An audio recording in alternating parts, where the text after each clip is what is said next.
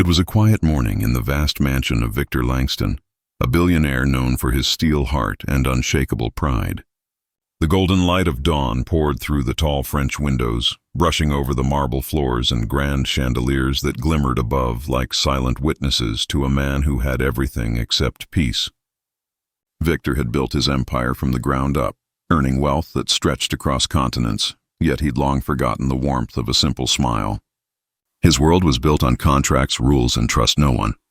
But on that morning, as he lay on the couch pretending to be asleep, his purpose was not business. It was a test, one designed to expose the truth about a girl too quiet for his liking. Her name was Clara, the new maid, shy, soft-spoken, and almost invisible within the mansion's busy rhythm. She had something about her that unsettled him. Maybe it was her silence. Maybe it was how she looked at his paralyzed mother with quiet compassion. Or maybe it was how she never once looked him directly in the eye.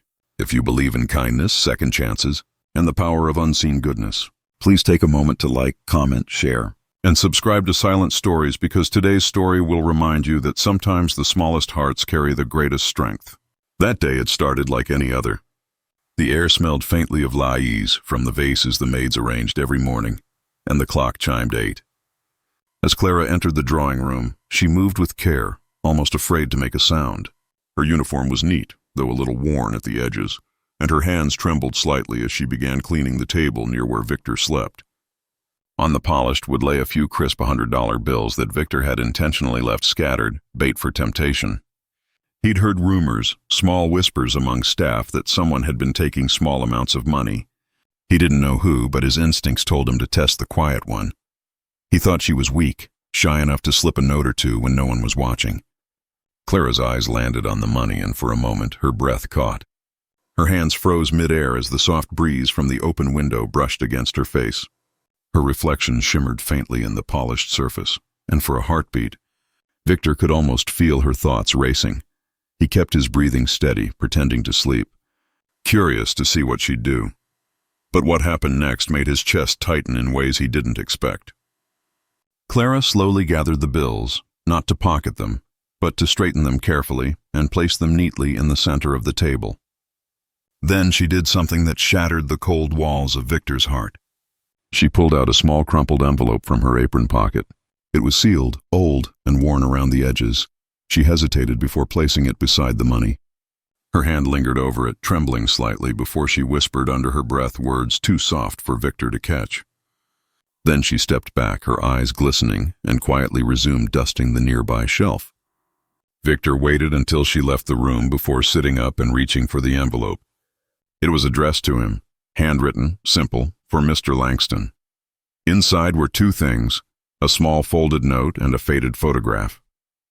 The note read, "Sir, I found this money yesterday under the couch while cleaning, but I didn't know who it belonged to. I didn't want to assume. I'm leaving it here so it can be returned properly. Thank you for giving me work. It means more than you know, Clara." The photograph was of a young girl, maybe 10 years old, in a hospital bed holding a teddy bear. On the back, in the same neat handwriting, were the words, "My little sister Anna, I'm saving for a treatment." For the first time in years, Victor felt something break inside him. The weight of his own distrust pressed hard against his chest. He had tested this girl, humiliated her silently, expecting greed, and instead found grace. He leaned back in the chair, staring at the picture, remembering how his own sister had once suffered when he was too busy chasing profits to be there. The memory he'd buried for years now clawed its way back into the open. Over the next few days, Victor watched Clara quietly. She always arrived early, left late, and worked with a devotion that wasn't for show. She'd often stop by his mother's room, adjusting her blanket or reading softly from an old book. His mother, once expressionless and detached, had begun smiling again because of that girl's gentle presence. And still, Clara never once mentioned her sister or her struggle. She simply worked, grateful for the little she had. One evening, when the rain poured outside and thunder rolled through the hills, Victor found himself pacing the halls, unable to sleep. He stopped outside the kitchen and saw Clara sitting alone at the table, eating a piece of bread with tea. The way she looked at the lightning, half frightened, half awed, reminded him of the days he'd watched storms as a child. Back when life was simpler, Something about her purity made him realize how lost he'd become. The next morning, Victor called his accountant and quietly arranged a donation under Clara's name to a hospital specializing in pediatric care. He didn't sign his own name on the form. He wanted her to believe it was a miracle, not charity. But when the hospital called her that evening with the news that her sister's treatment was fully funded, Clara broke down, crying in the hallway. Victor watched from the doorway, hidden in the shadows, feeling something in him heal as her sobs filled the air. Not of sadness, but relief. The next day, Clara came to work with tear-swollen eyes, but a brighter smile than he'd ever seen. She worked with a lightness that filled every corner of the mansion, humming softly as she moved. Victor couldn't help it. He had to tell her the truth. When he finally did, when he confessed that it was him, that he had pretended to sleep to test her honesty and had been the one to pay for her sister's care, Clara didn't say a word. She simply looked at him, her eyes shining with tears, and whispered a quiet thank you that carried more sincerity than any words of praise he'd ever heard in his boardrooms. In that moment, Victor realized that kindness wasn't weakness. It was the strength to stay pure in a world that rewarded greed.